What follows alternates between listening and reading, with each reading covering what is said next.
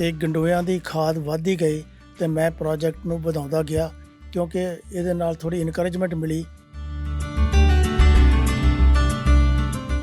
ਜਿੰਨੀ ਕੁ ਵੇਚ ਸਕਦੇ ਆ ਉਹਦੇ 'ਚ 10-15% ਦਾ ਮੁਨਾਫਾ ਹੋ ਜਾਂਦਾ ਲਾਗਤ ਨੂੰ ਕੱਢ ਕੇ।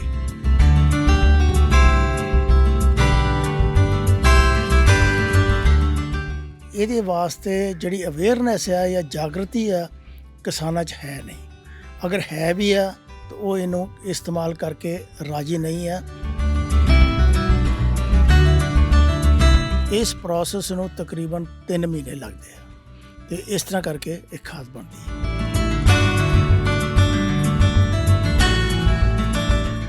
ਇੱਕ ਅੱਛੀ ਸਬਜ਼ੀ ਘਰ ਵਾਸਤੇ ਪੈਦਾ ਕਰੀਏ ਤਾਂ ਉਸ ਪਾਸਿਓਂ ਥੋੜ੍ਹੀ ਜਿਹੜੀ ਹੈ ਡਿਮਾਂਡ ਆ ਰਹੀ ਹੈ।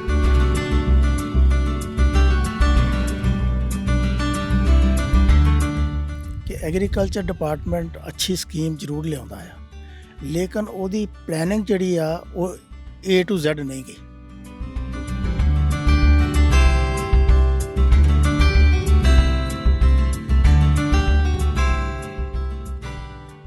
ਸਤਿ ਸ਼੍ਰੀ ਅਕਾਲ, ਤੁਸੀਂ ਦੇਖ ਰਹੇ ਹੋ ਟੀਵੀ ਪੰਜਾਬ। ਪ੍ਰੋਗਰਾਮ ਅੰਨਦਾਤਾ ਮੈਂ ਜਤਿੰਦਰ ਸਿੰਘ ਖਹਿਰਾ ਲੈ ਕੇ ਹਾਜ਼ਰ ਹਾਂ। ਅੰਨਦਾਤਾ ਦੀ ਅੱਜ ਦੀ ਕੜੀ ਦੇ ਵਿੱਚ ਅਸੀਂ ਪਹੁੰਚੇ ਹਾਂ ਭੋਗਪੁਰ ਦੇ ਨੇੜੇ ਪਿੰਡ ਢੱਡਾ ਸਨੌਰਾ, ਔਰ ਇੱਥੇ ਗੰਡੋਏ ਤੋਂ ਖਾਦ ਬਣਾਈ ਜਾਂਦੀ ਹੈ। ਜਦੋਂ ਅਸੀਂ ਪਸ਼ੂਆਂ ਦੀ ਗੱਲ ਕਰਦੇ ਹਾਂ ਤਾਂ ਅਕਸਰ ਅਸੀਂ ਪਸ਼ੂਆਂ ਨੂੰ ਕਹਿੰਦੇ ਹਾਂ ਕਿ ਉਹ ਪਸ਼ੂ ਧਨ ਹੈ, ਯਾਨੀ ਕਿ ਅਜਿਹਾ ਧਨ ਜਿਹੜਾ ਸਾਨੂੰ ਦੁੱਧ ਵੀ ਦਿੰਦਾ ਹੈ ਤੇ ਉਹਦਾ ਗੋਹਾ ਵੀ ਜਿਹੜਾ ਹੈ ਬਹੁਤ ਕਮਾਲ ਦਾ ਆ। ਔਰ ਜੇ ਅਸੀਂ ਕੇਂਚੂਆ ਖਾਦ, ਜਿਹਨੂੰ ਗੰਡੋਆ ਖਾਦ ਕਹਿੰਦੇ ਆ, ਉਹਦੀ ਗੱਲ ਕਰੀਏ ਤੇ ਉਹਦੇ ਕਮਾਲ ਦੇ ਫਾਇਦੇ ਨੇ। ਇਹ ਜਿਹੜਾ ਫਾਰਮ ਹੈ ਬ੍ਰਿਗੇਡੀਅਰ ਕੁਲਦੀਪ ਸਿੰਘ ਢਿੱਲੋਂ ਹੋਣਾ ਦਾ, ਪਹਿਲਾਂ ਤਾਂ ਉਹਨਾਂ ਨਾਲ ਗੱਲਬਾਤ ਕਰਦੇ ਹਾਂ ਤੇ ਉਹਨਾਂ ਦਾ ਸਵਾਗਤ ਕਰਦੇ ਹਾਂ। ਤੁਹਾਡਾ ਸਵਾਗਤ ਹੈ ਬ੍ਰਿਗੇਡੀਅਰ ਸਾਹਿਬ ਸਾਡੇ ਪ੍ਰੋਗਰਾਮ ਅੰਦਰ। ਥੈਂਕ ਯੂ ਵੈਰੀ ਮਚ, ਬਹੁਤ ਅੱਛੀ ਗੱਲ ਹੈ। ਅੱਛਾ, ਜਦੋਂ ਆਪਾਂ ਗੱਲ ਕਰਦੇ ਹਾਂ ਗੰਡੋਏ ਦੀ ਖਾਦ ਦੀ, ਅੱਜ ਕੱਲ੍ਹ ਜੇ ਅਸੀਂ ਪੈਸਟੀਸਾਈਡ ਦੀ ਗੱਲ ਕਰੀਏ, ਰਸਾਇਣਿਕ ਖਾਦਾਂ ਦੀ ਗੱਲ ਕਰੀਏ, ਤੇ ਪੰਜਾਬ ਦੇ ਵਿੱਚ ਜਿਹੜਾ ਇੱਕ ਮਿੱਦਕਾਰ ਹੈ ਜਿਹਨੂੰ ਅਸੀਂ ਕਹੀਏ ਕਿ ਬਹੁਤ ਮਾਤਰਾ ਦੇ ਵਿੱਚ ਯੂਜ਼ ਹੁੰਦੀ ਹੈ ਪੈਸਟੀਸਾਈਡਸ, ਤੇ ਤੁਹਾਨੂੰ ਇਹ ਕਿਵੇਂ ਸੁਝਿਆ ਕਿ ਅਸੀਂ ਗੰਡੋਆ ਖਾਦ ਬਣਾਉਣੀ ਹੈ? ਕਿਵੇਂ ਇੰਸਪੀਰੇਸ਼ਨ ਮਿਲੀ? ਇਸ ਤਰ੍ਹਾਂ ਆ ਕਿ ਮੈਂ ਜਦੋਂ ਰਿਟਾਇਰਮੈਂਟ ਤੋਂ ਬਾਅਦ ਖੇਤੀ 'ਚ ਆਇਆ, ਉਦੋਂ ਮੈਨੂੰ ਐਗਰੀਕਲਚਰ ਡਿਪਾਰਟਮੈਂਟ ਨਾਲ ਮੈਨੇ ਰਾਬਤਾ ਕਾਇਮ ਕੀਤਾ ਔਰ ਉਹਨਾਂ ਕੋਲ ਬਹੁਤ ਸਲਾਹ ਲਈ। ਔਰ ਉਸ ਟਾਈਮ 'ਤੇ ਆਤਮਾ ਪ੍ਰੋਗਰਾਮ ਦੇ ਅੰਡਰ ਇਹ ਵਰਮੀ ਕੰਪੋਸਟ ਬਣਾਉਣ ਦਾ ਪ੍ਰੋਜੈਕਟ ਸੀਗਾ।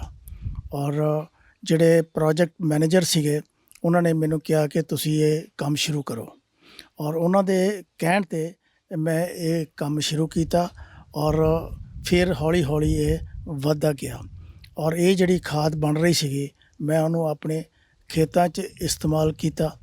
ਔਰ ਜੋ ਕਿ ਅਸਲੀ ਗੱਲ ਇਹ ਸੀਗੀ, ਉਦੋਂ ਵੀ ਦੱਸਿਆ ਗਿਆ ਕਿ ਜੋ ਰਸਾਇਣਿਕ ਖਾਦਾਂ ਆਪਾਂ ਇਸਤੇਮਾਲ ਕਰ ਰਹੇ ਹਾਂ ਉਹਦੇ ਨਾਲ ਜ਼ਮੀਨ ਦੀ ਜਿਹੜੀ ਸਿਹਤ ਹੈ ਬਹੁਤ ਵਿਗੜ ਰਹੀ ਆ, ਔਰ ਇਹਨੂੰ ਸੁਧਾਰਨ ਵਾਸਤੇ ਇਹ ਗੌਰਮੈਂਟ ਦਾ ਇੱਕ ਉਪਰਾਲਾ ਸੀਗਾ ਜਿਹਦੇ ਵਿੱਚ ਅਸੀਂ ਸ਼ਾਮਲ ਹੋਏ। ਅੱਛਾ, ਜਦੋਂ ਆਪਾਂ ਗੱਲ ਕਰਦੇ ਹਾਂ ਵਰਮੀ ਕੰਪੋਸਟ ਦੀ ਜਾਂ ਗੰਡੋਆ ਖਾਦ ਦੀ, ਤੇ ਤੁਸੀਂ ਆਪਣੇ ਸਾਰੇ ਖੱਤਿਆਂ ਦੇ ਵਿੱਚ ਇਹੀ ਵਰਤਦੇ ਹੋ, ਰਸਾਇਣ ਨਹੀਂ ਵਰਤਦੇ? ਨਹੀਂ, ਇਸ ਤਰ੍ਹਾਂ ਨਹੀਂ ਗਾ, ਮੈਂ ਮਿਕਸਡ ਇਸਤੇਮਾਲ ਕਰਦੇ ਹਾਂ ਕਿਉਂਕਿ ਟੋਟਲ ਵਰਮੀ ਕੰਪੋਸਟ ਜਾਂ ਇਹਨੂੰ ਜੈਵਿਕ ਬਣਾਉਣ ਵਾਸਤੇ ਬੜਾ ਲੰਬਾ ਪ੍ਰੋਸੈਸ ਹੈ ਔਰ ਉਹ ਪੂਰਾ ਕਰਨਾ ਮੁਸ਼ਕਿਲ ਹੁੰਦਾ ਹੈ। ਅਤੇ ਇਸ ਕਰਕੇ ਅਸੀਂ ਮਿਕਸਡ ਕਰਦੇ ਹਾਂ ਤਾਂ ਕਿ ਜਿਹੜਾ ਰਸਾਇਣਿਕ ਖਾਦ ਦਾ ਅਸਰ ਹੈ ਉਹ ਖੇਤਾਂ ਵਿੱਚ ਬਹੁਤ ਘੱਟ ਹੋ ਜਾਏ ਔਰ ਇੱਕ ਐਕਸੈਪਟੇਬਲ ਲਿਮਿਟ ਦੇ ਵਿੱਚ ਰਹਿ ਜਾਵੇ। ਇਸ ਕਰਕੇ ਅਸੀਂ ਮਿਕਸ ਹੀ ਇਸਤੇਮਾਲ ਕਰਦੇ ਹਾਂ। ਅੱਛਾ, ਜਦੋਂ ਆਪਾਂ ਗੱਲ ਕਰਦੇ ਹਾਂ ਵਰਮੀ ਕੰਪੋਸਟ ਦੀ, ਤਾਂ ਕਹਿੰਦੇ ਕਿ ਵਰਮੀ ਕੰਪੋਸਟ ਦੇ ਉੱਤੇ ਮਿਹਨਤ ਬਹੁਤ ਆਉਂਦੀ ਹੈ, ਅਤੇ ਕਿੱਦਾਂ ਸ਼ੁਰੂਆਤ ਕੀਤੀ, ਕਿੰਨੇ ਕੁ ਬੈੱਡ ਤੁਸੀਂ ਪਾਏ ਔਰ ਪ੍ਰੋਸੈਸ ਕੀ ਹੁੰਦਾ ਹੈ, ਸਭ ਸਾਨੂੰ ਦੱਸੋ। ਦੇਖੋ, ਮਿਹਨਤ ਤਾਂ ਹੈਗੀ ਆ, ਇਹ ਲੇਬਰ ਇੰਟੈਂਸਿਵ ਕਾਰਵਾਈ ਆ, ਲੇਕਿਨ ਇਹਦੇ ਫਾਇਦੇ ਵੀ ਹੈ ਕਿਉਂਕਿ ਕਿਸੇ ਵੀ ਕਿਸਾਨ ਕੋਲ ਥੋੜ੍ਹੇ ਬਹੁਤੇ ਜਾਨਵਰ ਤਾਂ ਹੁੰਦੇ ਹੀ ਹੁੰਦੇ ਆ, ਔਰ ਉਹਦਾ ਗੋਹਾ ਅਗਰ ਵਰਮੀ ਕੰਪੋਸਟ 'ਚ ਬਦਲਿਆ ਜਾਵੇ ਤਾਂ ਉਹਦੇ ਵਿੱਚ ਜਿਹੜੇ ਤੱਤ ਹੈ ਜਾਂ ਮਾਈਕਰੋ ਨਿਊਟ੍ਰੀਐਂਟ ਜਿਹਨਾਂ ਨੂੰ ਆਪਾਂ ਕਹਿੰਦੇ ਆ, ਉਹ ਸਾਰੇ ਆ ਜਾਂਦੇ ਆ ਔਰ ਉਹਦਾ ਫਾਇਦਾ ਫਸਲ ਨੂੰ ਬਹੁਤ ਹੋ ਜਾਂਦਾ ਆ। ਅਤੇ ਇਸ ਕਰਕੇ ਇਹਦਾ ਫਾਇਦਾ ਤਾਂ ਹੈਗਾ ਆ ਔਰ ਲੇਬਰ ਵੀ ਇਹ 'ਤੇ ਲੱਗਦੀ ਆ, ਲੇਕਿਨ ਇਹਨੂੰ ਬਣਾਉਣਾ ਕੋਈ ਇੰਨਾ ਮੁਸ਼ਕਿਲ ਵੀ ਨਹੀਂ ਹੈ ਔਰ ਆਸਾਨ ਹੈ। ਤਾਂ ਸ਼ੁਰੂ 'ਚ ਸਾਨੂੰ ਉਹਨਾਂ ਨੇ ਬੈੱਡ ਬਣਾਉਣ ਨੂੰ ਦੱਸਿਆ ਕਿ ਥੋੜ੍ਹੇ ਤੋਂ ਥੋੜ੍ਹੇ ਵੀ ਕਿੰਨੇ ਬਣਾਓ, ਔਰ ਉਹਦੇ ਉੱਤੇ ਉਦੋਂ ਸਬਸਿਡੀ ਵੀ ਮਿਲੀ ਸੀਗੀ ਤਾਂ ਕਿ ਜਿਹੜਾ ਇਹ ਉੱਤੇ ਸ਼ੈੱਡ ਬਣਾਉਣਾ ਹੁੰਦਾ ਉਹਦੀ ਕੋਸਟ ਤਕਰੀਬਨ ਗੌਰਮੈਂਟ ਦੇ ਦਿੰਦੀ ਸੀਗੀ ਅਤੇ ਬਾਕੀ ਕੰਮ ਕਿਸਾਨ ਆਪ ਕਰਦਾ ਸੀਗਾ।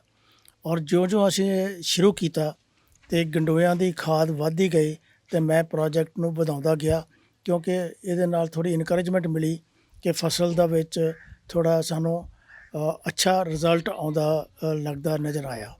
ਔਰ ਫਿਰ ਅੱਜ ਹੌਲੀ ਹੌਲੀ ਵੱਧ ਗਿਆ। ਲੇਕਿਨ ਇਹਦੇ ਵਾਸਤੇ ਜਿਹੜੀ ਅਵੇਅਰਨੈਸ ਆ ਜਾਂ ਜਾਗਰਤੀ ਆ ਕਿਸਾਨਾਂ 'ਚ ਹੈ ਨਹੀਂ। ਅਗਰ ਹੈ ਵੀ ਆ ਤਾਂ ਉਹ ਇਹਨੂੰ ਇਸਤੇਮਾਲ ਕਰਕੇ ਰਾਜੀ ਨਹੀਂ ਆ। ਉਸ ਪਾਸੇ ਆਪਾਂ ਨੂੰ ਧਿਆਨ ਦੇਣ ਦੀ ਜ਼ਰੂਰਤ ਹੈ। ਅੱਛਾ, ਮੇਰਾ ਸਵਾਲ ਇਹੀ ਆ ਕਿ ਤੁਸੀਂ ਕਹਿੰਦੇ ਅਵੇਅਰਨੈਸ ਨਹੀਂ ਹੈਗੀ। ਅਵੇਅਰਨੈਸ ਤਾਂ ਚਲੋ ਆਪਾਂ ਜਦੋਂ ਕਹਿੰਦੇ ਆ ਕਿ ਅਵੇਅਰਨੈਸ ਜਿਹੜਾ ਹੈ ਆਤਮਾ ਵਰਗੇ ਪ੍ਰੋਗਰਾਮ ਚੱਲਦੇ ਸੀਗੇ, ਐਡਮਿਨਿਸਟ੍ਰੇਟਿਵ ਹੋਰ ਵੀ ਬੜੇ ਸਾਰੇ ਪ੍ਰੋਗਰਾਮ ਕਰੂੰਗਾ। ਪਰ ਜਦੋਂ ਤੁਸੀਂ ਕਹਿੰਦੇ ਆ ਕਿ ਲੋਕ ਇਹਨੂੰ ਵਰਤਦੇ ਨਹੀਂ ਹੈਗੇ, ਕੀ ਕਾਰਨ ਹੈ ਕਿਉਂ ਨਹੀਂ ਵਰਤਦੇ? ਕਿਉਂਕਿ ਕਿਸਾਨਾਂ ਨੂੰ ਤਾਂ ਪਤਾ ਹੈ ਕਿ ਰੂੜੀ ਜਿਹੜੀ ਹੈ ਉਹ ਬਹੁਤ ਵਧੀਆ ਚੀਜ਼ ਹੈ, ਪਰ ਅਸੀਂ ਵਰਤਦੇ ਕਿਉਂ ਨਹੀਂ ਹੈਗੇ? ਇਹਦਾ ਇੱਕ ਵੱਡਾ ਕਾਰਨ ਕੀ ਹੋ ਸਕਦਾ ਜੇ ਅਸੀਂ ਕਿਸਾਨਾਂ ਦੇ ਤਰਫੋਂ ਸੋਚੀਏ ਤਾਂ? ਦੇਖੋ, ਇੰਨੀ ਰੂੜੀ ਕਿਸਾਨ ਕੋ ਹੁੰਦੀ ਨਹੀਂ ਆ ਕਿ ਜਿਹੜੀ ਉਹ ਸਾਰੇ ਆਪਣੇ ਖੇਤਾਂ 'ਚ ਇਸਤੇਮਾਲ ਕਰ ਸਕੇ। ਤਾਂ ਇਹਦੇ ਵਾਸਤੇ ਉਹਨੂੰ ਜ਼ਿਆਦਾ ਗੋਹਾ ਲੈਣਾ ਪੈਂਦਾ ਆ, ਉਹਦੇ ਵਿੱਚ ਇਨਵੈਸਟਮੈਂਟ ਹੈ ਔਰ ਉਹ ਇਨਵੈਸਟਮੈਂਟ ਉਹ ਕਰਕੇ ਰਾਜੀ ਨਹੀਂ ਗਾ।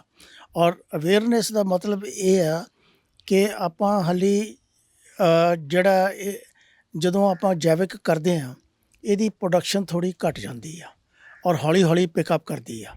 ਔਰ ਉਹ ਜਿਹੜੀ ਪ੍ਰੋਡਕਸ਼ਨ ਹੈ ਘੱਟ, ਉਹ ਰਾਜੀ ਨਹੀਂ ਹੈ ਕਿਸਾਨ। ਔਰ ਤੀਸਰੀ ਗੱਲ ਇਹ ਆ ਕਿ ਜੈਵਿਕ ਪ੍ਰੋਡਕਟ ਦਾ ਅਤੇ ਦੂਸਰੇ ਪ੍ਰੋਡਕਟ ਦਾ ਮੰਡੀ ਦੇ ਵਿੱਚ ਕੋਈ ਫ਼ਰਕ ਮੰਨਿਆ ਨਹੀਂ ਜਾਂਦਾ ਅੱਜ ਦੇ ਦਿਨ। ਅਤੇ ਇਸ ਕਰਕੇ ਉਹ ਇਸ ਪਾਸੇ ਜਾਣ ਤੋਂ ਥੋੜ੍ਹਾ ਗੁਰੇਜ਼ ਕਰਦਾ ਹੈ। ਜਦੋਂ ਆਪਾਂ ਗੱਲ ਕਰਦੇ ਹਾਂ ਮੰਡੀਕਰਨ ਦੀ, ਇੱਕ ਵੱਡੀ ਸਮੱਸਿਆ ਹੈਗੀ ਇੱਥੇ ਆ। ਅੱਛਾ, ਜਦੋਂ ਤੁਸੀਂ ਇੱਕ ਬਣਾਉਂਦੇ ਹੋ, ਜਿਹੜੇ ਗੰਡੋਆ ਖਾਦ ਬਣਾਉਂਦੇ ਹੋ, ਤੇ ਇਹਨੂੰ ਤੁਸੀਂ ਆਪਣੇ ਕਿੰਨੇ ਕਿੰਨੇ ਕੁ ਏਕੜ 'ਚ ਵਰਤਦੇ ਹੋ? ਤੁਹਾਡਾ ਕਿੰਨਾ ਏਕੜ ਆ? ਸਾਰੇ 'ਚ ਹੀ ਵਰਤਦੇ ਹੋ? ਮੇਰਾ ਫਾਰਮ ਹੈਗਾ 22 ਏਕੜ ਦਾ ਆ। ਮੈਂ ਸਾਰੇ 'ਚ ਤਾਂ ਨਹੀਂ ਵਰਤਦਾ ਕਿਉਂਕਿ ਇੰਨੀ ਖਾਦ ਹੁੰਦੀ ਵੀ ਨਹੀਂ ਗੀ। ਲੇਕਿਨ ਜਿੰਨੀ ਵੀ ਮੇਰੇ ਕੋਲ ਸ਼ਮਤਾ ਹੈਗੀ ਆ ਮੈਂ ਉਹਦੇ ਹਿਸਾਬ ਨਾਲ ਇਹਨੂੰ ਵਰਤਦਾ ਹੈਗਾ।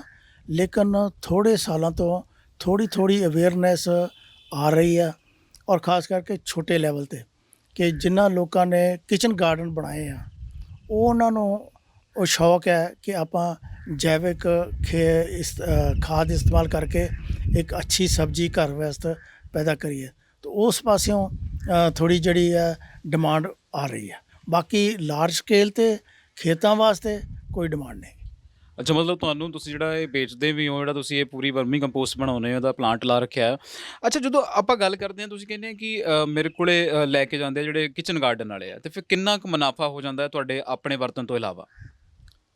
ਦੇਖੋ, ਇਹਦੇ 'ਚ ਮੁਨਾਫਾ ਜ਼ਿਆਦਾ ਨਹੀਂ ਆ, ਲੇਕਿਨ ਜਿੰਨੀ ਕੁ ਵੇਚ ਸਕਦੇ ਆ ਉਹਦੇ 'ਚ 10-15% ਦਾ ਮੁਨਾਫਾ ਹੋ ਜਾਂਦਾ ਲਾਗਤ ਨੂੰ ਕੱਢ ਕੇ। ਠੀਕ ਹੈ, ਤਾਂ ਉਹ ਠੀਕ ਹੈ ਕਿਉਂਕਿ ਅਸੀਂ ਕੋਈ ਇੰਨਾ ਕਮਰਸ਼ੀਅਲ ਲੈਵਲ 'ਤੇ ਕੰਮ ਕਰ ਨਹੀਂ ਰਹੇ। ਪਰ ਜੇ ਕਿਸੇ ਕਿਸਾਨ ਨੇ ਇਹਨੂੰ ਨਾਲ ਨਾਲ ਕਰਨਾ ਹੋਵੇ ਤਾਂ ਉਹਦੇ ਲਈ ਇੱਕ ਤਾਂ ਇਹ ਫਾਇਦਾ ਹੋ ਜਾਂਦਾ ਕਿ ਉਹਨੂੰ ਖਾਦ ਉਹਦੇ ਘਰੇ ਮਿਲ ਜਾਂਦੀ ਹੈ, ਦੂਸਰਾ ਉਹ 10-15-20% ਜਿਹੜਾ ਕਮਾ ਸਕਦਾ ਹੈ, ਉਹ ਵੀ ਇੱਕ ਚੰਗੀ ਕਮਾਈ ਹੋ ਸਕਦੀ ਹੈ ਉਹਦੇ ਲਈ। ਕਰ ਸਕਦਾ ਹੈ, ਲੇਕਿਨ ਉਹਦੇ ਵਿੱਚ ਕੀ ਆ ਕਿ ਜੇ ਉਹ ਆਪਣਾ ਬ੍ਰਾਂਡ ਬਣਾਏਗਾ ਫਿਰ ਉਹਦੇ ਨਾਲ ਜਿਹੜੀ ਔਰ ਪ੍ਰੋਬਲਮਸ ਹੈ ਨਾ, ਅਕਾਊਂਟ ਕੀਪਿੰਗ ਅਤੇ ਕੀ ਕਹਿੰਦੇ ਆ ਉਹਦਾ ਰਜਿਸਟ੍ਰੇਸ਼ਨ ਕਰਨੀ ਔਰ ਜੈਵਿਕ ਰਜਿਸਟ੍ਰੇਸ਼ਨ ਦਾ ਜਿਹੜਾ ਸਰਟੀਫਿਕੇਟ ਲੈਣਾ, ਉਹ ਬੜਾ ਕਾਫੀ ਮਹਿੰਗਾ ਕੰਮ ਹੈ ਔਰ ਇਸ ਕਰਕੇ ਉਹ ਤੋਂ ਵੀ ਲੋਕ ਦੂਰ ਹੀ ਰਹਿਣਾ ਚਾਹੁੰਦੇ ਆ। ਅੱਛਾ, ਇਹਦਾ ਪ੍ਰੋਸੈਸ ਕੀ ਹੁੰਦਾ ਹੈ? ਸਾਨੂੰ ਉਸ ਪ੍ਰੋਸੈਸ ਬਾਰੇ ਸਮਝਾਓ। ਜਿਵੇਂ ਤੁਸੀਂ ਵਰਮੀ ਕੰਪੋਸਟ ਬਣਾਉਂਦੇ ਹੋ, ਅਤੇ ਇਹਦਾ ਪੂਰਾ ਪ੍ਰੋਸੈਸ ਕੀ ਹੁੰਦਾ ਹੈ? ਇਹਦਾ ਪ੍ਰੋਸੈਸ ਕਾਫੀ ਸਿੰਪਲ ਹੈ ਕਿ ਇਹ ਗੋਬਰ ਤੋਂ ਬਣਦੀ ਆ, ਗੋਹੇ ਤੋਂ ਬਣਦੀ ਹੈ। ਅਸੀਂ, ਮੇਰੇ ਕੋਲ ਇਤਨੇ ਜਾਨਵਰ ਤਾਂ ਹੈ ਨਹੀਂ, ਲੇਕਿਨ ਮੈਂ ਗੋਹਾ ਜਿਹੜਾ ਵਾ ਉਹ ਬਾਹਰੋਂ ਖਰੀਦਦਾ ਵਾ। ਔਰ ਜਿੰਨੇ ਵੀ ਸਾਡੇ ਲਾਗੇ ਡੇਅਰੀ ਤਾਂ ਨਹੀਂ ਗੀ, ਲੇਕਿਨ ਗੁੱਜਰ ਹੈਗੇ ਆ, ਉਹਨਾਂ ਕੋਲੋਂ ਮਿਲ ਜਾਂਦਾ ਆ।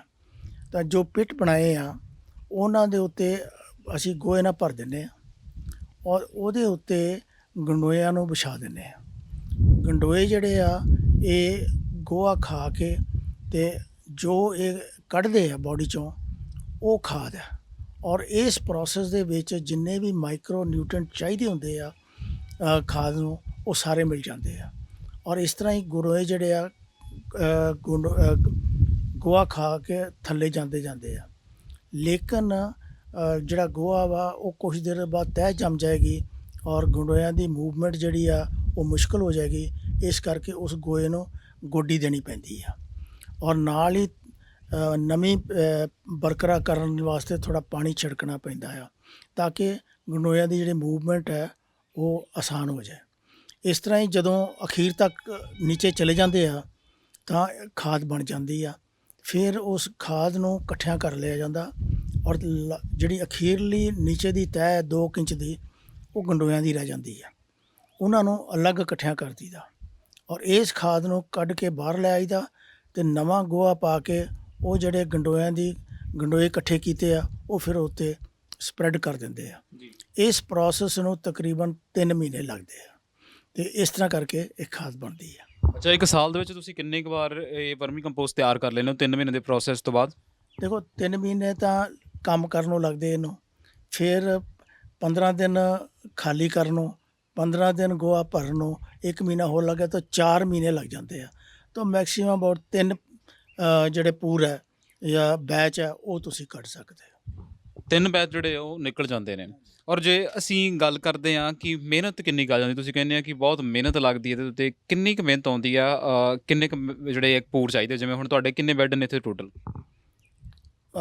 ਮੇਰੇ ਕੋਲ ਹੈਗੇ ਆ ਕੋਈ 30-35 ਬੈੱਡ ਹੈਗੇ ਆ ਔਰ ਉਹਦੇ 'ਚ ਤਕਰੀਬਨ 50-60 ਟਰਾਲੀਆਂ ਗੋਹਾ ਪੈ ਜਾਂਦੀਆਂ। ਇਸ ਕੰਮ ਨੂੰ ਕਰਨ ਲਈ ਤਾਂ ਪਹਿਲਾਂ ਲੇਬਰ ਚਾਹੀਦੀ ਹੈ ਗੋਬਰ ਲਿਆਉਣ ਲਈ, ਫਿਰ ਟਰੈਕਟਰ ਚਾਹੀਦਾ ਵਾ, ਉਹਦੇ ਵਾਸਤੇ ਉਹਦਾ ਡੀਜ਼ਲ ਦਾ ਖਰਚਾ ਹੈ, ਫਿਰ ਲੇਬਰ ਚਾਹੀਦੀ ਆ ਜਿਹੜੇ ਪਿੱਟ ਆ ਉਹਨਾਂ ਨੂੰ ਭਰਨ ਵਾਸਤੇ, ਖੱਡਿਆਂ ਨੂੰ ਭਰਨ ਵਾਸਤੇ, ਅਤੇ ਫਿਰ ਥੋੜ੍ਹੀ ਲੇਬਰ ਚਾਹੀਦੀ ਹੁੰਦੀ ਆ ਉਹਦੀ ਗੋਡੀ ਕਰਨ ਵਾਸਤੇ ਅਤੇ ਪਾਣੀ ਛਿੜਕਣ ਵਾਸਤੇ। ਉਸ ਤੋਂ ਬਾਅਦ ਜਦੋਂ ਖਾਦ ਤਿਆਰ ਹੋ ਜਾਂਦੀ ਆ ਫਿਰ ਲੇਬਰ ਚਾਹੀਦੀ ਆ ਇਹਨਾਂ ਪਿੱਟ ਨੂੰ ਖਾਲੀ ਕਰਨ ਵਾਸਤੇ। ਜਦੋਂ ਇਹ ਖਾਲੀ ਹੋ ਜਾਂਦੀ ਆ ਅਤੇ ਫਿਰ ਉਸ ਤੋਂ ਬਾਅਦ ਅਗਲਾ ਪ੍ਰੋਸੈਸ ਹੈਗਾ ਕਿ ਇਹਨੂੰ ਸਫਾਈ ਕਰਨਾ, ਕਿਉਂਕਿ ਜਿਹੜਾ ਗੋਹਾ ਮਿਲਦਾ ਆ ਉਹਦੇ ਵਿੱਚ ਕਾਗਜ਼ ਪੱਤਰ, ਕੋਈ ਪਲਾਸਟਿਕ ਦੇ ਟੁਕੜੇ ਆ ਜਾਂਦੇ ਆ। ਇਹਨਾਂ ਚੀਜ਼ਾਂ ਨੂੰ ਸਾਫ਼ ਕਰਨ ਵਾਸਤੇ ਇੱਕ ਮਸ਼ੀਨ ਦੇ ਥਰੂ ਕਰਨਾ ਪੈਂਦਾ ਔਰ ਜੋ ਮਸ਼ੀਨ ਤੋਂ ਬਾਹਰ ਨਿਕਲਦਾ ਉਹਦੇ 'ਚ ਕਚਰਾ ਅਲੱਗ ਹੋ ਜਾਂਦਾ ਔਰ ਸਾਫ਼ ਖਾਦ ਜਿਹੜੀ ਆ ਉਹ ਅਲੱਗ ਹੋ ਜਾਂਦੀ ਆ ਔਰ ਇਹ ਸਾਫ਼ ਖਾਦ ਜਿਹੜੀ ਆ ਖੇਤ 'ਚ ਇਸਤੇਮਾਲ ਹੋ ਜਾਂਦੀ ਆ ਜਾਂ ਜਿਹਨੇ ਖਰੀਦਣੀ ਹੁੰਦੀ ਉਹਨੂੰ ਦੇ ਦਿੰਦੇ ਆ। ਇੰਨਾ ਕੁ ਲੇਬਰ ਜਿਹੜੀ ਹੈ ਨਾ ਲੱਗਦੀ ਹੈ ਇਹਦੇ ਵਿੱਚ। ਜਦੋਂ ਆਪਾਂ ਗੱਲ ਕਰਦੇ ਹਾਂ ਲੇਬਰ ਦੀ, ਤੁਸੀਂ ਕਹਿੰਦੇ ਆ ਕਿ ਲੇਬਰ ਤਾਂ ਇਹਦੇ 'ਚ ਲੱਗ ਜਾਂਦੀ ਹੈ ਕਾਫੀ, ਪਰ ਜਿੱਦਾਂ ਹੁਣ ਜੇ ਇਹਦੀ ਫਾਇਦਿਆਂ ਦੀ ਗੱਲ ਕੀਤੀ ਜਾਵੇ ਤਾਂ ਇਹਦੇ ਕੀ ਫਾਇਦੇ ਜਿਹੜੇ ਨੇ ਉਂਗਲੀਆਂ 'ਤੇ ਗਿਣ ਸਕਦੇ ਹਾਂ ਅਸੀਂ? ਦੇਖੋ ਇਹਦੇ ਫਾਇਦੇ ਜਦ ਖੇਤ 'ਚ ਇਸਤੇਮਾਲ ਕਰਦੇ ਹਾਂ, ਪਹਿਲੀ ਗੱਲ ਤਾਂ ਇਹ ਆ ਕਿ ਜਿਹੜੀ ਕੈਮੀਕਲ ਫਰਟੀਲਾਈਜ਼ਰ ਆਪਣੇ ਅੱਛੇ ਤੱਤ ਮਾਰ ਦਿੰਦੀ ਆ ਜ਼ਮੀਨ ਦੇ ਵਿੱਚ, ਉਹ ਬਰਕਰਾਰ ਰਹਿ ਜਾਂਦੇ ਆ। ਫਿਰ ਇਹ ਖਾਦ ਇਸਤੇਮਾਲ ਕਰਨ ਦੇ ਨਾਲ ਜ਼ਮੀਨ ਪੋਲੀ ਹੋ ਜਾਂਦੀ ਆ ਔਰ ਪਾਣੀ ਦੀ ਜ਼ਰੂਰਤ ਜਿਹੜੀ ਹੈ ਨਾ ਉਹ ਘੱਟ ਜਾਂਦੀ ਆ ਜਿੰਨੇ ਪਾਣੀ ਦੇਣੇ ਹੁੰਦੇ ਆ। ਦੂਸਰਾ, ਇਹਦਾ ਜਿਹੜੀ ਫਸਲ ਹੈ ਉਹਦੀ ਜਿਹੜੀ ਕੁਆਲਿਟੀ ਆ ਉਹ ਬਿਹਤਰ ਹੋ ਜਾਂਦੀ ਆ ਅਤੇ ਸ਼ੁਰੂ 'ਚ ਪ੍ਰੋਡਕਸ਼ਨ ਜ਼ਰੂਰ ਘੱਟ ਹੁੰਦੀ ਆ ਪਰ ਹੌਲੀ ਹੌਲੀ ਇਹ ਪਿਕਅਪ ਕਰ ਲੈਂਦੀ ਆ ਅਗਰ ਤੁਸੀਂ ਲਗਾਤਾਰ ਇਹਨੂੰ ਇਸਤੇਮਾਲ ਕਰਦੇ ਰਹੋ। ਤਾਂ ਇਸ ਕਰਕੇ ਇਹਦੇ ਔਰ ਜਿੰਨੇ ਵੀ ਮਾਈਕਰੋ ਨਿਊਟ੍ਰੀਐਂਟ ਆਪਾਂ ਜਦੋਂ ਰਸਾਇਣਿਕ ਖਾਦ ਇਸਤੇਮਾਲ ਕਰਦੇ ਹਾਂ, ਜੇ ਯੂਰੀਆ ਕਰਦੇ ਹਾਂ ਤਾਂ ਨਾਈਟ੍ਰੋਜਨ ਦਿੰਦਾ ਹੈ, ਜੇ ਡਾਇਆ ਕਰਦੇ ਹਾਂ ਤਾਂ ਫਾਸਫੋਰਸ ਦਿੰਦਾ ਆ। ਲੇਕਿਨ ਇਹ ਖਾਦ ਇਸਤੇਮਾਲ ਕਰੋਗੇ ਇਹ ਸਾਰੇ ਨਿਊਟ੍ਰੀਐਂਟ ਜਿਹੜੇ ਫਸਲ ਨੂੰ ਚਾਹੀਦੇ ਆ ਉਹ ਆ ਜਾਂਦੇ ਆ ਔਰ ਉਹਦੇ ਨਾਲ ਜਿਹੜੇ ਜ਼ਮੀਨ ਦੇ ਵਿੱਚ ਗੰਡੋਏ ਆ ਉਹਨਾਂ ਦੀ ਵੀ ਹਰਕਤ ਜਿਹੜੀ ਹੈ ਉਹ ਕਾਇਮ ਰਹਿੰਦੀ ਆ। ਨਹੀਂ ਤਾਂ ਜਿਹੜੀ ਕੈਮੀਕਲ ਇਸਤੇਮਾਲ ਕਰਦੇ ਆ ਉਹਦੇ ਨਾਲ ਉਹ ਜ਼ਮੀਨ 'ਚ ਜਿਹੜੇ ਗੰਡੋਏ ਆ ਉਹ ਮਰ ਜਾਂਦੇ ਆ। ਜਿੱਦਾਂ ਕਹਿੰਦੇ ਜੀ ਕਿਸਾਨ ਨੂੰ ਜ਼ਮੀਨ ਜਿਹੜੀ ਆ ਉਹ ਮਾਂ ਵਰਗੀ ਹੈ, ਅਤੇ ਕਿਤੇ ਨਾ ਕਿਤੇ ਇਹ ਮਾਂ ਦੇ ਨਾਲ ਹੀ ਅੱਜ ਕੱਲ੍ਹ ਅਸੀਂ ਖਿਲਵਾੜ ਕਰ ਰਹੇ ਹਾਂ। ਜਿਹੜੀ ਮਿਥੀ ਹੋਈ ਮਾਤਰਾ ਹੁੰਦੀ ਉਹ ਤੋਂ ਜ਼ਿਆਦਾ ਅਸੀਂ ਕਈ ਗੁਣਾ ਅਸੀਂ ਪਾ ਲੈਂਦੇ ਹਾਂ ਪੈਸਟੀਸਾਈਡਸ, ਫਿਰ ਉਹ ਜ਼ਮੀਨ ਕਈ ਥਾਂ 'ਤੇ ਤਾਂ ਇੱਦਾਂ ਹੈ ਕਿ ਹੁਣ ਸ਼ੋਰਾ ਉਗਰਦੀ ਆ ਜਾਂ ਉਪਜਾਊ ਨਹੀਂ ਰਹੀ। ਤਾਂ ਮੈਨੂੰ ਲੱਗਦਾ ਕਿ ਜੇ ਮਾਂ ਦੀ ਸੇਵਾ ਵਾਕਈ ਕਰਨੀ ਹੈ ਤਾਂ ਇੱਕ ਇਹ ਬਹੁਤ ਵਧੀਆ ਆਪਸ਼ਨ ਹੋ ਸਕਦਾ ਸਾਡੇ ਕੋਲ। ਬਿਲਕੁਲ ਤੁਹਾਡੀ ਗੱਲ ਠੀਕ ਹੈ, ਕਿਉਂਕਿ ਸਾਨੂੰ ਚਾਹੀਦਾ ਹੈ ਕਿ ਜ਼ਮੀਨ ਦੀ ਜਿਹੜੀ ਤਾਕਤ ਹੈ ਬਰਕਰਾਰ ਰੱਖੇ ਔਰ ਜਿੰਨਾ ਵੀ ਆਪਾਂ ਕੈਮੀਕਲ ਇਸਤੇਮਾਲ ਕਰੀ ਜਾਂਦੇ ਹਾਂ ਉਹ ਅਖੀਰ 'ਤੇ ਆ ਕੇ ਆਪਣੀ ਬੋਡੀ 'ਚ ਆ ਰਿਹਾ ਔਰ ਇੱਥੋਂ ਤੱਕ ਵੀ ਦੱਸਿਆ ਗਿਆ ਹੈ ਕਿ ਈਵਨ ਜਿਹੜੇ ਮਾਵਾਂ ਵਾ ਉਹਨਾਂ ਦੇ ਦੁੱਧ 'ਚ ਆ ਰਿਹਾ, ਬੱਚਿਆਂ ਨੂੰ ਗਾਂ ਜਾ ਰਿਹਾ ਵਾ। ਤਾਂ ਇਹ ਬੜਾ ਇੱਕ ਚਿੰਤਾਜਨਕ ਜਿਹਾ ਮਾਮਲਾ ਆ ਕਿ ਅਸੀਂ ਬਿਮਾਰੀਆਂ ਜਿਹੜੀਆਂ ਨਾ ਉਹ ਖੁਦ ਹੀ ਬੋਡੀ 'ਚ ਆਪਣੇ 'ਚ ਲਿਆ ਰਹੇ ਹਾਂ ਔਰ ਇਹਨੂੰ ਦੂਰ ਕਰਨ ਲਈ ਆਪਾਂ ਨੂੰ ਇਸ ਬਾਰੇ ਸੋਚਣਾ ਚਾਹੀਦਾ। ਅੱਛਾ, ਜਦੋਂ ਆਪਾਂ ਉਪਰਾਲਿਆਂ ਦੀ ਗੱਲ ਕਰਦੇ ਹਾਂ ਤੇ ਗੱਲਾਂ ਹਰ ਕੋਈ ਬਹੁਤ ਸੋਹਣੀਆਂ ਕਰ ਲੈਂਦਾ ਆ ਤੇ ਜੇ ਉਪਰਾਲੇ ਨੂੰ ਕਿਸੇ ਨੇ ਹੱਥ ਪਾਉਣਾ ਹੋਵੇ ਤਾਂ ਉਹਨੂੰ ਕਿਹੜੀਆਂ 3 ਚੀਜ਼ਾਂ ਜਾਂ ਕਿਹੜੀਆਂ ਇੱਕ ਜਿਹੜੀ ਚੀਜ਼ ਆ ਤੁਹਾਨੂੰ ਲੱਗਦਾ ਕਿ ਬਹੁਤ ਜ਼ਰੂਰੀ ਉਹਦੀ ਲੋੜ ਹੈ, ਹੰਭਲਾ ਮਾਰਨਾ ਹੋਵੇ ਕਿਸੇ ਨੇ ਜੇ ਤੁਹਾਡੀਆਂ ਗੱਲਾਂ ਤੋਂ ਸੁਣ ਕੇ? ਦੇਖੋ ਮੁਸ਼ਕਲ ਨਹੀਂ ਹੈ, ਮੈਂ ਤਾਂ ਕਹਿੰਦਾ ਪਹਿਲਾਂ ਉਹ ਆਪਣਾ ਐਗਰੀਕਲਚਰ ਡਿਪਾਰਟਮੈਂਟ ਦੇ ਨਾਲ ਸਲਾਹ ਕਰੇ। ਉਹ ਉਹਨੂੰ ਸਹੀ ਸਲਾਹ ਦੇ ਦੇਣਗੇ ਕਿ ਕਿੰਨੀ ਛੋਟੀ ਜਾਂ ਵੱਡੀ ਲੈਵਲ 'ਤੇ ਉਹ ਕੰਮ ਸ਼ੁਰੂ ਕਰੇ। ਔਰ ਫਿਰ ਉਹ ਉਹਨਾਂ ਦੀ ਸਲਾਹ ਦੇ ਮੁਤਾਬਕ, ਕਿਉਂਕਿ ਗੌਰਮੈਂਟ ਗਾਏ ਬਗਾਏ ਇਹ 'ਤੇ ਸਬਸਿਡੀ ਵੀ ਦਿੰਦੀ ਹੈ, ਫਿਰ ਉਹਨੂੰ ਉਹਦਾ ਵੀ ਫਾਇਦਾ ਮਿਲ ਸਕਦਾ ਆ। ਅਤੇ ਉਹਨਾਂ ਦੀ ਸਲਾਹ ਨਾਲ ਚੱਲੇਗਾ ਅਤੇ ਕੋਈ ਮੁਸ਼ਕਲ ਨਹੀਂ ਆਏਗੀ, ਕਿਉਂਕਿ ਅਗਰ ਕੋਈ ਮੁਸ਼ਕਲ ਆਏਗੀ ਵੀ ਤਾਂ ਉਹਨਾਂ ਦੀ ਸਲਾਹ ਨਾਲ ਉਹ ਹੱਲ ਹੋ ਸਕਦੀ ਹੈ।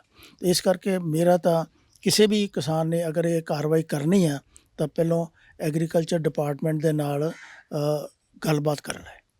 ਵਾਕਈ ਚਲੋ ਇੱਕ ਤੁਹਾਡੀ ਸਲਾਹ ਹੈ ਕਿ ਐਗਰੀਕਲਚਰ ਡਿਪਾਰਟਮੈਂਟ ਤੋਂ ਸਲਾਹ ਲਈ ਜਾਵੇ। ਅੱਛਾ, ਜਦੋਂ ਆਪਾਂ ਗੱਲ ਕਰ ਰਹੇ ਸੀ ਤੁਸੀਂ ਕਹਿੰਦੇ ਸੀ ਕਿ ਏ ਤੋਂ ਲੈ ਕੇ ਜ਼ੈਡ ਤੱਕ ਜਿਹੜਾ ਪ੍ਰੋਗਰਾਮ ਹੈ ਉਹ ਤਾਂ ਬਣਨਾ ਚਾਹੀਦਾ ਹੈ, ਪਰ ਇੱਥੇ ਪ੍ਰੋਬਲਮ ਤੁਸੀਂ ਕਹਿੰਦੇ ਆ ਕਿ ਇਹ ਆ ਕਿ ਐਗਰੀਕਲਚਰ ਜਿਹੜਾ ਆ ਉਹ ਏ ਤੋਂ ਲੈ ਕੇ ਡੀ ਤੱਕ ਤਾਂ ਪ੍ਰੋਗਰਾਮ ਬਣਾ ਲੈਂਦਾ ਆ, ਫਿਰ ਰੁਕ ਜਾਂਦਾ ਪਰ ਜ਼ੈਡ ਤੱਕ ਨਹੀਂ ਪਹੁੰਚਦਾ। ਇਹਦੇ ਬਾਰੇ ਦੱਸੋ ਥੋੜ੍ਹਾ ਜਿਹਾ। ਮੇਰਾ ਪਰਸਨਲ ਐਕਸਪੀਰੀਅੰਸ ਇਹ ਆ ਕਿ ਐਗਰੀਕਲਚਰ ਡਿਪਾਰਟਮੈਂਟ ਅੱਛੀ ਸਕੀਮ ਜ਼ਰੂਰ ਲਿਆਉਂਦਾ ਆ, ਲੇਕਿਨ ਉਹਦੀ ਪਲੈਨਿੰਗ ਜਿਹੜੀ ਆ ਉਹ ਏ ਟੂ ਜ਼ੈਡ ਨਹੀਂ ਗੀ, ਯਾਨੀ ਕਿ ਸ਼ੁਰੂ ਤੋਂ ਲੈ ਕੇ ਅਖੀਰ ਤੱਕ ਨਹੀਂ ਗੀ। ਉਹਨਾਂ ਜੇ ਅਸੀਂ ਉਹਨਾਂ ਕੋਲ ਜਾਂਦੇ ਵੀ ਆ ਤਾਂ ਉਹਨਾਂ ਦਾ ਇਹ ਹੁੰਦਾ ਜੀ ਸਾਡਾ ਕੰਮ ਸੀਗਾ ਇਸ ਪ੍ਰੋਡਕਟ ਨੂੰ ਜਾਂ ਸਕੀਮ ਨੂੰ ਪ੍ਰਮੋਟ ਕਰਨਾ, ਔਰ ਉਹ ਤੋਂ ਬਾਅਦ ਕਿਸਾਨ ਨੇ ਇਹਦਾ ਕੀ ਕਰਨਾ ਆ ਉਹਦੇ ਵਾਸਤੇ ਆ। ਤਾਂ ਉੱਥੇ ਆ ਕੇ ਕਿਸਾਨ ਜਿਹੜਾ ਨਾ ਡੀਮੋਟੀਵੇਟ ਹੋ ਜਾਂਦਾ, ਉਹਨੂੰ ਨਿਰਾਸ਼ ਹੋ ਜਾਂਦਾ, ਜਿਹਨੂੰ ਆਪਾਂ ਕਹੀਏ। ਉਹ ਕਹਿੰਦਾ ਛੱਡੋ ਠਾਂ, ਇਹ ਪੰਗੇ 'ਚ ਕਿਉਂ ਪੈਣਾ ਹੈ। ਅਤੇ ਇਸ ਕਰਕੇ ਮੇਰੀ ਸਲਾਹ ਆ ਕਿ ਜੋ ਡਿਪਾਰਟਮੈਂਟ ਜੋ ਵੀ ਸਕੀਮ ਚਲਾਉਂਦਾ ਆ ਉਹਨੂੰ ਏ ਟੂ ਜ਼ੈਡ, ਔਰ ਜ਼ੈਡ ਹੈਗਾ ਮਾਰਕੀਟਿੰਗ, ਜਦ ਤੱਕ ਉਹਨੂੰ ਅਗਰ ਉਹਨੇ ਮਾਰਕੀਟੇਬਲ ਪ੍ਰੋਡਕਟ ਹੈਗਾ, ਜਦ ਤੱਕ ਉਹਨੂੰ ਮਾਰਕੀਟਿੰਗ ਦਾ ਪੂਰਾ ਬੰਦੋਬਸਤ ਨਹੀਂ ਮਿਲੇਗਾ ਉਹ ਇਸ ਚੀਜ਼ 'ਤੇ ਹੱਥ ਨਹੀਂ ਪਾਵੇਗਾ। ਅਗਰ ਪਾਵੇਗਾ ਵੀ ਤਾਂ ਨਿਰਾਸ਼ ਹੋ ਕੇ ਛੱਡ ਜਾਏਗਾ, ਔਰ ਫਿਰ ਉਹਨੂੰ ਮੋਟੀਵੇਟ ਕਰਨਾ ਕਿ ਸ਼ੁਰੂ ਕਰ, ਬੜਾ ਮੁਸ਼ਕਿਲ ਕੰਮ ਹੈ। ਸੋ ਕਿਤੇ ਨਾ ਕਿਤੇ ਸਰਕਾਰਾਂ ਨੂੰ ਵੀ ਚਾਹੀਦਾ ਜੇ ਕੋਈ ਪਾਲਿਸੀ ਲਿਆਉਂਦੀਆਂ ਨੇ, ਕੋਈ ਸਕੀਮ ਲਿਆਉਂਦੀਆਂ ਨੇ ਤੇ ਉਹ ਸਕੀਮ ਦਾ ਐਂਡ ਤੱਕ ਹੈ। ਜਿਵੇਂ ਤੁਸੀਂ ਕਹਿੰਦੇ ਸੀ ਕਿ ਮੈਂ ਮਿਸ਼ਰਤ ਖੇਤੀ ਕਰਦਾ ਹਾਂ, ਕਿ ਮੇਰੇ ਕੋਲ 3 ਮਹੀਨੇ ਜਿਹੜੇ ਆ ਉਹ ਵਿਹਲੇ ਹੁੰਦੇ ਆ ਤੇ ਮੈਂ ਸੋਚਿਆ ਕਿ ਦਾਲ ਲਾ ਲਈਏ, ਪਰ ਕਿਤੇ ਨਾ ਕਿਤੇ ਬੜਾ ਔਖਾ ਆ ਕਿ ਮਾਰਕੀਟਿੰਗ ਨਹੀਂ ਹੈਗੀ। ਕਹਿੰਦੇ ਕਿ ਜੱਟ ਮਰਦਾ ਇਸ ਕਰਕੇ ਆ ਕਿ ਇੱਥੇ ਮਾਰਕੀਟ ਸਿਰਫ ਤੇ ਸਿਰਫ ਥੋੜ੍ਹੀਆਂ ਜਿਹੀਆਂ ਚੀਜ਼ਾਂ ਦੀ ਆ, ਔਰ ਗਵਰਨਮੈਂਟ ਰੌਲਾ ਪਾਉਂਦੀ ਰਹਿੰਦੀ ਆ ਕਿ ਮਿਸ਼ਰਤ ਖੇਤੀ ਕਰੋ। ਜੇ ਮਿਸ਼ਰਤ ਖੇਤੀ ਕਰ ਲਈਏ ਤੇ ਵੇਚੀਏ ਕਿੱਥੇ? ਦੇਖੋ ਕਿਸਾਨ ਨੇ ਜੋ ਫਸਲ ਉਗਾਉਣੀ ਆ ਉਹਦੀ ਸਪੈਸ਼ਲਿਟੀ ਹੈ ਉਗਾਉਣ ਦੀ, ਪੈਦਾ ਕਰਨ ਦੀ। ਉਹਦੀ ਸਪੈਸ਼ਲਿਟੀ ਮਾਰਕੀਟਿੰਗ ਨਹੀਂ ਗੀ। ਅਗਰ ਤੁਸੀਂ ਵੱਡੀਆਂ ਵੱਡੀਆਂ ਕੰਪਨੀਆਂ ਦੇਖੋ, ਉਹਨਾਂ ਦੇ ਵਿੱਚ ਮਾਰਕੀਟਿੰਗ ਦੇ ਸੈਪਰੇਟ ਡਿਵੀਜ਼ਨਸ ਹੈਗੇ ਆ, ਸੈਪਰੇਟ ਡਿਪਾਰਟਮੈਂਟ ਹੈਗੇ ਆ, ਔਰ ਉਹਦੀ ਮਾਰਕੀਟਿੰਗ ਕਰਨ ਦੇ ਵਾਸਤੇ। ਲੇਕਿਨ ਕਿਸਾਨ ਦੇ ਕੋਲ ਤਾਂ ਐਸਾ ਸਾਧਨ ਹੈ ਨਹੀਂ, ਨਾ ਉਹ ਕੋਈ ਇੰਨੀ ਐਕਸਪਰਟੀਜ਼ ਹੈਗੀ ਆ ਕਿ ਉਹ ਮਾਰਕੀਟਿੰਗ ਕਰ ਸਕੇ। ਇਸ ਕਰਕੇ ਉਸ ਆਸਪੈਕਟ ਨੂੰ ਉਹ ਗੌਰਮੈਂਟ ਨੂੰ ਧਿਆਨ ਦੇਣਾ ਚਾਹੀਦਾ, ਜਾਂ ਡਿਪਾਰਟਮੈਂਟ ਨੂੰ ਧਿਆਨ ਦੇਣਾ ਚਾਹੀਦਾ ਕਿ ਉੱਥੇ ਜਾ ਕੇ ਕਿਸਾਨ ਕੀ ਕਰੇਗਾ ਔਰ ਕਿਸ ਤਰ੍ਹਾਂ ਮਾਰਕੀਟ ਕਰੇਗਾ। ਅਗਰ ਇਹ ਪੁਆਇੰਟ ਸੋਲਵ ਹੋ ਜਾਂਦਾ ਹੈ ਤਾਂ ਕਿਸਾਨ ਦਾ ਕੰਮ ਹੈ ਕਿ ਉਗਾਉਣਾ, ਪੈਦਾ ਕਰਨਾ ਔਰ ਉਹਦੇ ਵਾਸਤੇ ਪੈਸੇ ਕਮਾਉਣੇ ਆਪਣੀ ਜ਼ਰੂਰਤ ਵਾਸਤੇ। ਅਗਰ ਉਹਨੂੰ ਨਹੀਂ ਮਿਲੇਗਾ ਪੂਰਾ ਉਹਦੀ ਕੀਮਤ ਤਾਂ ਉਹ ਛੱਡ ਜਾਏਗਾ ਥੋੜ੍ਹੀ ਦੇਰ ਬਾਅਦ। ਅੱਛਾ, ਤੁਹਾਡੇ ਨਾਲ ਕਦੀ ਕੋਈ ਇੱਦਾਂ ਦਾ ਹੋਇਆ ਸੀਨ ਕਿ ਤੁਸੀਂ ਕਦੇ ਐਕਸਪੈਰੀਮੈਂਟ ਕਰ ਬੈਠੇ ਹੋਵੋ ਤੇ ਉਦੋਂ ਬਾਅਦ 'ਚ ਮਾਰਕੀਟ ਦੀ ਬਹੁਤ ਵੱਡੀ ਪ੍ਰੋਬਲਮ ਆਈ ਹੋਵੇ? ਬਿਲਕੁਲ ਆਈ ਸੀ ਇੱਕ ਵਾਰੀ। ਇੱਕ ਵਾਰੀ ਹਰ ਦਾਲ ਜਿਹੜੀ ਸੀਗੀ ਉਹ ਮਾਰਕੀਟ ਵਿੱਚ 200 ਰੁਪਏ ਕਿਲੋ ਵਿਕਦੀ ਸੀ, ਤਾਂ ਮੈਂ ਸੋਚਿਆ ਕਿ ਚਲੋ ਇਹ ਤਾਂ ਚੰਗੀ ਗੱਲ ਹੈ, ਇਹ ਬੀਜ ਕੇ ਦੇਖਦੇ ਹਾਂ। ਅਸੀਂ ਹਰ ਦੀ ਦਾਲ ਬੀਜ ਵੀ ਲਈ, ਪੈਦਾ ਵੀ ਹੋ ਗਈ।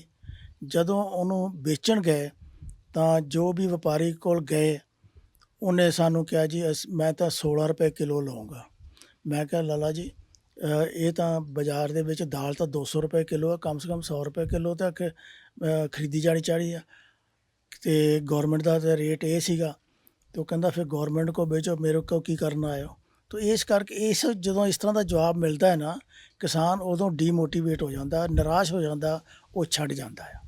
ਇਸ ਕਰਕੇ ਅਗਰ ਮਾਰਕੀਟਿੰਗ ਸੌਟ ਆਊਟ ਹੋ ਜਾਏ ਔਰ ਕਿਸਾਨ ਨੂੰ ਉਹਦੇ ਪ੍ਰੋਡਕਟ ਦਾ ਪੂਰਾ ਪੈਸਾ ਮਿਲੇ ਤਾਂ ਉਹਦਾ ਦਿਮਾਗ ਖਰਾਬ ਨਹੀਂ ਹੈ ਕਿ ਉਹ ਝੋਨੇ ਔਰ ਕਣਕ ਪਿੱਛੇ ਨੱਠਾ ਫਿਰੇਗਾ। ਉਹਨੂੰ ਤਾਂ ਆਪਣੀ ਫਸਲ ਦਾ ਪੂਰਾ ਮੁੱਲ ਚਾਹੀਦਾ। ਜਿਹੜੀ ਵੀ ਫਸਲ ਕਹੋਗੇ ਬੀਜ ਦੇਗਾ, ਚਾਹੇ ਆਇਲ ਸੀਡ ਹੋਣ, ਚਾਹੇ ਦਾਲਾਂ ਹੋਣ, ਚਾਹੇ ਕੁਛ ਹੋਰ ਹੋਵੇ। ਜੀ, ਜਦੋਂ ਆਪਣੀ ਗੱਲ ਹੋ ਰਹੀ ਸੀਗੀ ਆਫ ਕੈਮਰਾ, ਤੁਸੀਂ ਕਹਿੰਦੇ ਸੀ ਕਿ ਅਸੀਂ ਸਭ ਤੋਂ ਜ਼ਿਆਦਾ ਜਿਹੜਾ ਹੈ ਇੱਥੇ ਆਇਲ ਸੀਡ ਇੰਪੋਰਟ ਕਰਦੇ ਹਾਂ, ਮੰਗਵਾਉਂਦੇ ਹਾਂ ਬਾਹਰਲੇ ਮੁਲਕਾਂ 'ਚ, ਤੇ ਜੇ ਕਿਸਾਨ ਨੂੰ ਇੱਥੇ ਮਿਲ ਜਾਵੇ ਮੁੱਲ, ਤੇ ਫਿਰ ਸ਼ਾਇਦ ਉਹ ਤੁਹਾਨੂੰ ਲੱਗਦਾ ਕਿ ਬਦਲ ਜਾਏਗਾ। ਬਿਲਕੁਲ ਬਦਲ ਜਾਏਗਾ। ਉਹ ਕਿਸਾਨ ਦੀ ਤਾਂ ਐਕਸਪਰਟੀ ਇਹ ਆ ਕਿ ਪ੍ਰੋਡਿਊਸ ਕਰਨਾ, ਪੈਦਾ ਕਰਨਾ, ਔਰ ਅਗਰ ਉਹਦੀ ਡਿਮਾਂਡ ਹੈ ਮਾਰਕੀਟ ਦੇ ਵਿੱਚ ਔਰ ਉਹਨੂੰ ਉਹਦੀ ਕੀਮਤ ਪੂਰੀ ਮਿਲ ਰਹੀ ਆ, ਤਾਂ ਫਿਰ ਕਿਉਂ ਨਹੀਂ ਉਹ ਕਰੇਗਾ। ਠੀਕ ਹੈ, ਉਹ ਉੱਥੇ ਹੀ ਆ ਕੇ ਪਿੱਛੇ ਹਟ ਜਾਂਦਾ ਜਦੋਂ ਉਹਨੂੰ ਉਹਦੀ ਕੀਮਤ ਨਹੀਂ ਮਿਲਦੀ। ਵਾਕਈ ਕੀਮਤ ਦਾ ਜਿਹੜਾ ਹੈ ਉਹ ਸਾਰਾ ਰੌਲਾ ਆ। ਜੇ ਮੈਂ ਕਹਾਂ ਕਿ ਕਿਸਾਨੀ ਸੰਘਰਸ਼ ਜਿਹੜਾ ਇੰਨੇ ਦਿਨਾਂ ਤੋਂ ਦਿੱਲੀ ਦੇ ਬਾਰਡਰ ਤੇ ਵੀ ਪਹੁੰਚ ਗਿਆ, ਉਹ ਸਿਰਫ ਤੇ ਸਿਰਫ ਇਹਦਾ ਰੌਲਾ ਹੈ ਕਿ ਕੀਮਤ ਮਿਲਦੀ ਨਹੀਂ ਹੈਗੀ। ਅੰਬਾਨੀ ਅਡਾਨੀ ਜਿਹੜੇ ਨੇ, ਉਹਨਾਂ ਨੂੰ ਸਿਓਲ ਤੱਕ ਜਿਹੜੇ ਆ ਭੰਡਾਰਨ ਘਰ ਜਿਹੜੇ ਆ ਉਹ ਤੇ ਉਹਨਾਂ ਨੇ ਬਣਾ ਲਏ ਨੇ, ਪਰ ਦੂਸਰੇ ਬੰਨੇ ਸਰਕਾਰਾਂ ਲਗਾਤਾਰ ਤੂਤੀ ਬੋਲਦੀਆਂ, ਚਾਹੇ ਅਮਿਤ ਸ਼ਾਹ ਹੋਣ, ਚਾਹੇ ਸਾਡੇ PM ਸਾਹਿਬ ਹੋਣ, ਉਹ ਲਗਾਤਾਰ ਇਹ ਕਹਿੰਦੇ ਆ ਜੀ ਅਸੀਂ ਜ਼ੁਬਾਨੀ ਦਿੰਨੇ ਆ, MSP ਤਾਂ ਤੁਹਾਨੂੰ ਮਿਲ ਰਿਹਾ ਆ। ਜੇ ਉਹ ਜ਼ੁਬਾਨੀ ਹੈ ਤਾਂ ਫਿਰ ਉਹਨੂੰ ਲਿਖਣ 'ਚ ਕੀ ਹੱਲ ਹੈ। ਸੋ ਮੈਨੂੰ ਲੱਗਦਾ ਹੈ ਕਿਤੇ ਨਾ ਕਿਤੇ ਸੰਘਰਸ਼ ਵੀ ਆਪਣੇ ਬੰਨਿਓ ਜਿਹੜਾ ਹੈ ਪੂਰੇ ਤਰੀਕੇ ਦੇ ਨਾਲ ਠੀਕ ਠਾਕ ਕਹਿ ਲਈਏ ਮਾਹੌਲ ਦੇ ਵਿੱਚ ਹੈ, ਔਰ ਠੀਕ ਅਸੂਲਾਂ ਦੇ ਉੱਤੇ ਡਟਿਆ ਹੋਇਆ ਔਰ ਲੜਿਆ ਜਾ ਰਿਹਾ ਹੈ। ਬ੍ਰਿਗੇਡੀਅਰ ਸਾਹਿਬ, ਤੁਹਾਡਾ ਬਹੁਤ ਬਹੁਤ ਧੰਨਵਾਦ, ਤੁਸੀਂ ਸਾਡੇ ਨਾਲ ਗੱਲਬਾਤ ਕੀਤੀ। Thank you very much. ਬਹੁਤ ਸ਼ੁਕਰਗੁਜ਼ਾਰ ਹਾਂ ਆਪਦਾ ਕਿ ਆਪਨੇ ਮੌਕਾ ਦਿੱਤਾ ਗੱਲਬਾਤ ਕਰਨ ਦਾ। ਕਿਤੇ ਨਾ ਕਿਤੇ ਹਰ ਕੋਈ ਜਾਣਦਾ ਹੈ ਕਿ ਫਸਲੀ ਚੱਕਰ ਜਿਹੜਾ ਹੈ ਉਹ ਜ਼ਰੂਰੀ ਹੈ, ਪਰ ਫਸਲੀ ਚੱਕਰ ਜ਼ਰੂਰੀ ਇਕੱਲਾ ਨਹੀਂ ਹੈ, ਉਹਦੀ ਮਾਰਕੀਟ ਕਰਨੀ, ਉਹਦਾ ਬਣਦਾ ਮੁੱਲ ਮਿਲਣਾ, ਇਹ ਵੀ ਬਹੁਤ ਜ਼ਰੂਰੀ ਹੈ। ਕੈਮਰਾਮੈਨ ਅਭੀ ਦੇ ਨਾਲ ਮੈਂ ਜਤਿੰਦਰ ਸਿੰਘ ਖਹਿਰਾ, TV ਪੰਜਾਬ ਦੇ ਲਈ।